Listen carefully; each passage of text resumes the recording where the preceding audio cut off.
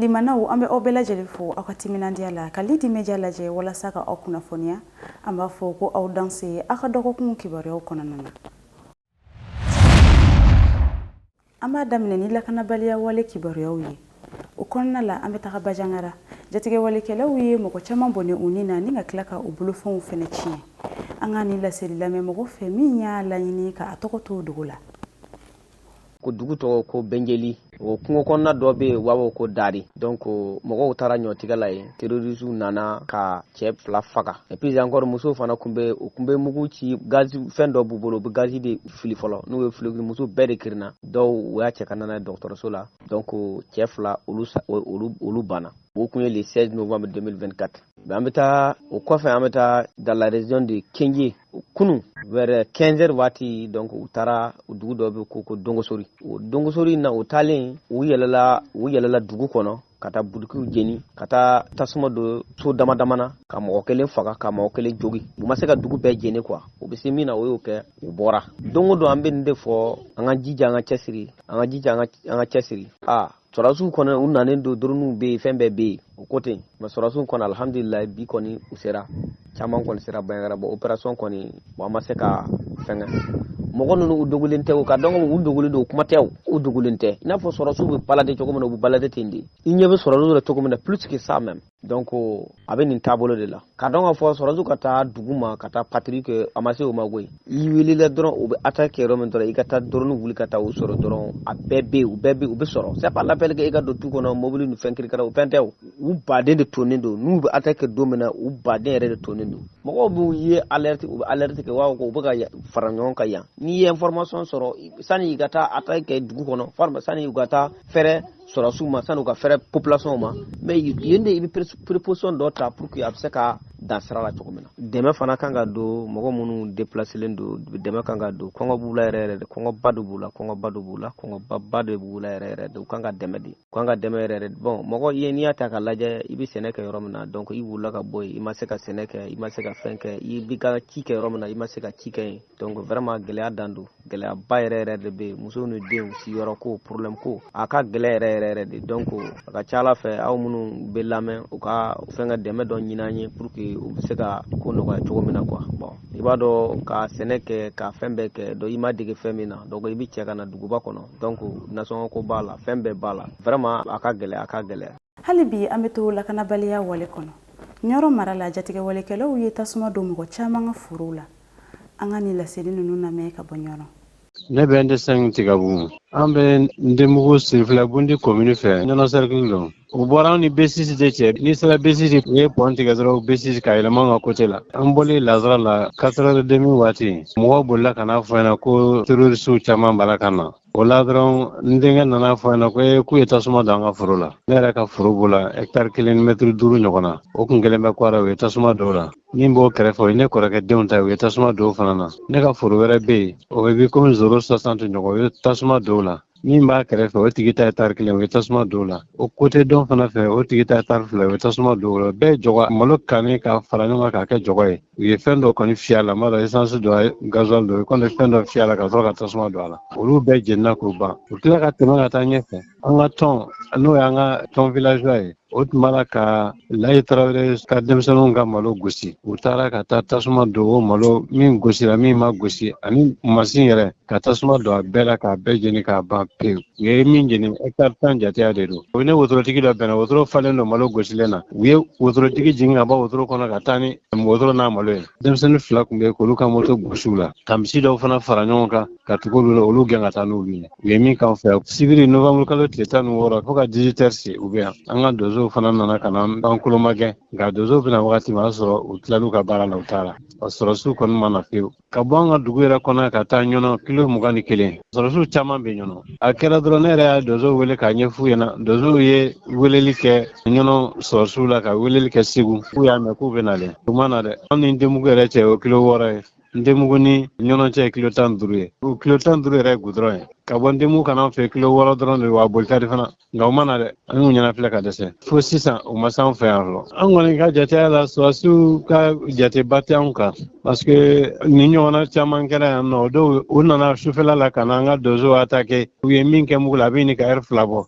sɔrɔsiw wulila ka dɛsɛ an ni donso sigilen to hali kilo 1 t'a ni ɲɔgɔn cɛ a don an bɛɛ sirannen don sɔrɔsiw wulila o ni sisan cɛ bɛ kalo 1 bɔ sɔrɔsiw mana hali a lajɛ mun kɛra an jigi tɛ sɔrɔsi ninnu kan an kɔni bɛ ala bolo ne nin tora sen na ofisi ko bɛ dabila parce que an ka donso sigilen bɛ siège min na ni u sera donso ninnu na ka donso ninnu wuli ka bɔ yan don o don denmugu zone kɔnɔ baara tɛ kɛ yan bilen fiyewu kɛrɛfɛdugu ninnu caman bɛ bɛnkan kɔnɔ ka bɛnkan ta u ni terroriste ninnu ɲɔgɔn cɛ n'a ye bɛnkan ta u b'a fɔ k'i ka jaga di n'i ye malo gosi u bɛ n'i ka malo dɔn daraki la hali n'u mago jɔra i muso la u bɛna minɛ ka taa n'a ye kungo kɔnɔ NDSNK ma sɔn ka don o jɛkulu kɔnɔna na NDSNK fana ni donsow ka di an tɛ bɛnkan kɔnɔ min na o de y'u ɲɛsan ma an b'a ɲini jamana ɲɛmɔgɔw fɛ n'u ma wuli k'u jɔ ofisi kɔnɔna la ka lakana sabati jɔyɔrɔba de bɛ ofisi la Mali yɛrɛ baloko na. Lakanabaliya wale kunnafoniw kɔfɛ nin dɔgɔkun in kɔnɔ an ka jamana ye gouvernement kura ani premier ministre kura sɔrɔ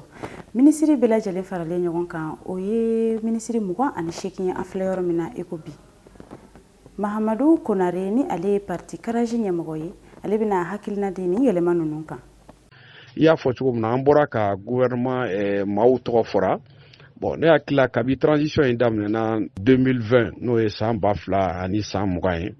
min ye wulikajɔ kan ka ɲɛsin ko minnu ma olu dɔnnen don o wulikajɔ kan ka ɲɛsin min ma olu tɛ dɔwɛrɛ ka jamana basigi ka se ka taa sira kura k'o don jamana kɔrɔ min ye yurukuyuruku ye ka se k'o kɛlɛ min ye basigibaliya ye ka se k'o kɛlɛ ani surtout min ye ka ɲɛma kuraw di jamana ma sɛbɛn kura n'a bɛ fɔ min ma constitution kɔfɛ ɲɛma kura minnu bɛ ta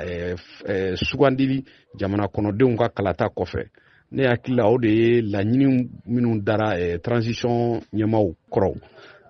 minnu tɛmɛna hakili la olu ye seko kala minnu nana sisan ko kura tɛ o donc baara kan ka kɛ o de kan an b'a a bisikiya k'a fɔ minnu fana nalen filɛ nin ye an ka bɔ basigibaliya la parce que gouvernement falenba transition kɔnɔ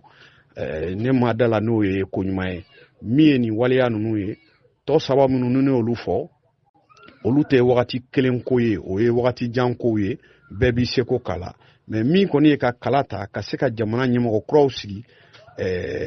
fan bɛɛ lajɛlen fɛ jamana kɔnɔ an kan k'an banba o de kan sisan ne hakili la transition bɛ phase min na sisan wulikajɔ bɛna taa o sira de kan donc an b'o de bisigiya wa fana hakili la n'o kɛra a ka ca ala fɛ gɛlɛya minnu bɛ jamana kɔnɔ n'o ye n ye minnu fɔ ka fara nafoloko sɔrɔw kan min fana ye énergie ko ye n'o ye courant ko ye min fana ye ka jamana walankata ka don jamana wɛrɛw la o baaraw bɛna boloda an bɛ dugawu de kɛ sa ala ka a ko ɲa ɲɛmɔgɔw ye danaya da minnu kan olu bolo merci.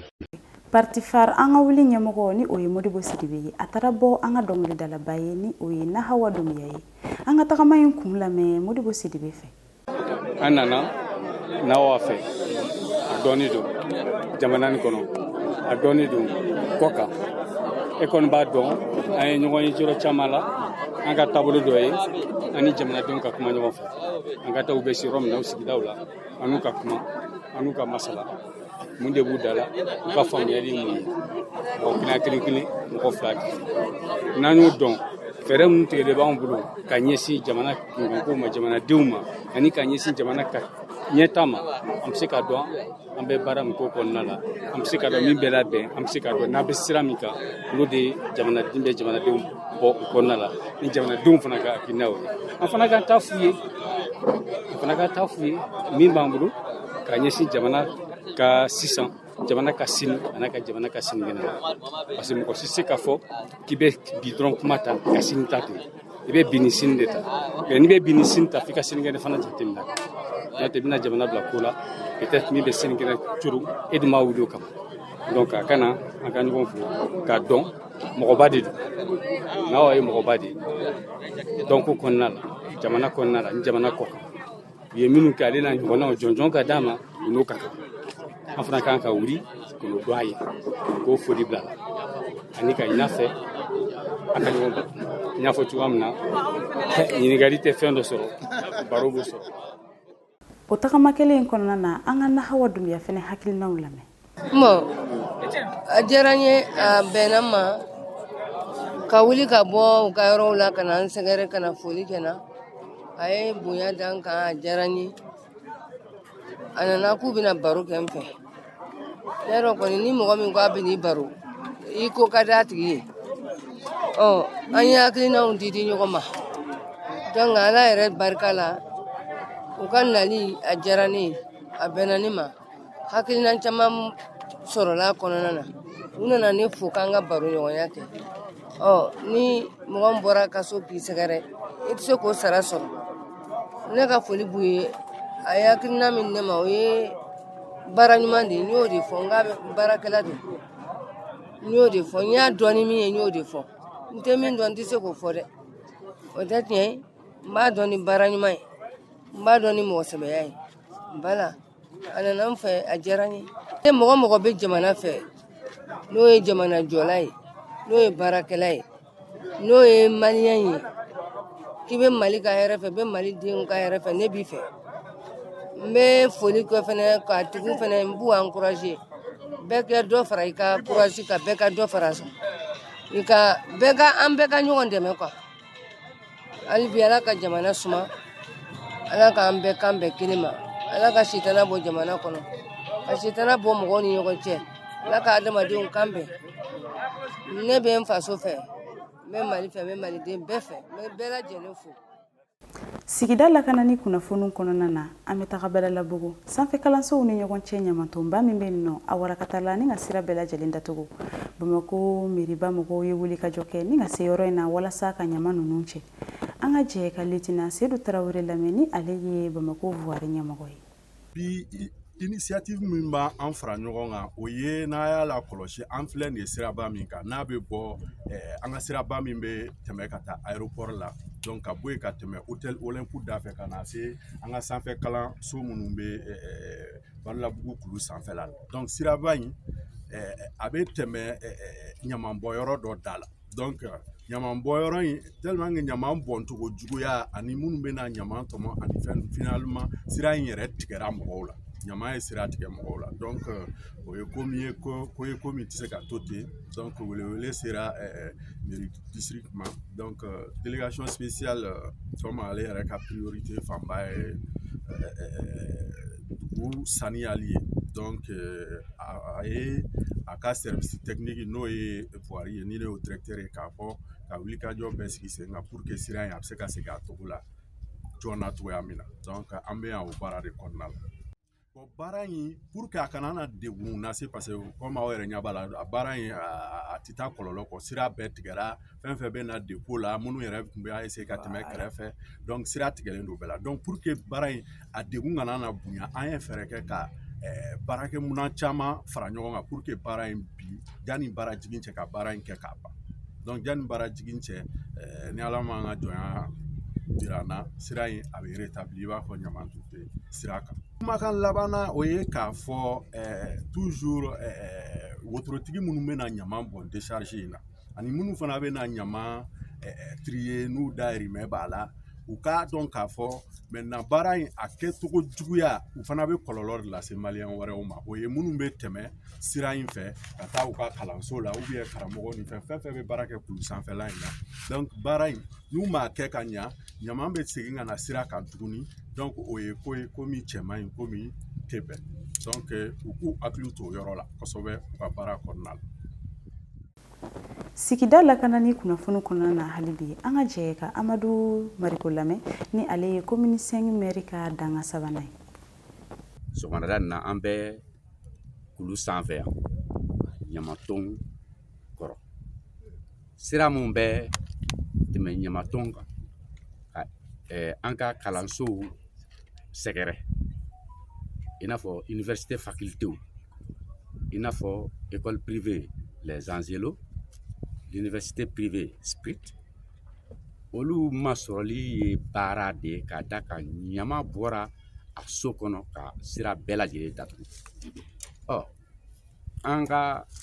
ɲɛmɔgɔso la district la délégation spéciale mun bɛ yen o ɲɛmɔgɔw ye a ŋaniya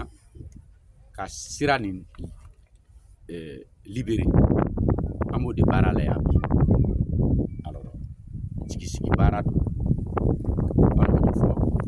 an mun ye ɲama ni sigiɲɔgɔn ye yan a bɛ kɛ ŋɔniba de bɔlen anw sen na a bɛ kɛ ŋɔniba bɔlen ye ekɔli ɲɛmɔgɔ minnu bɛ yen ekɔlidenw fana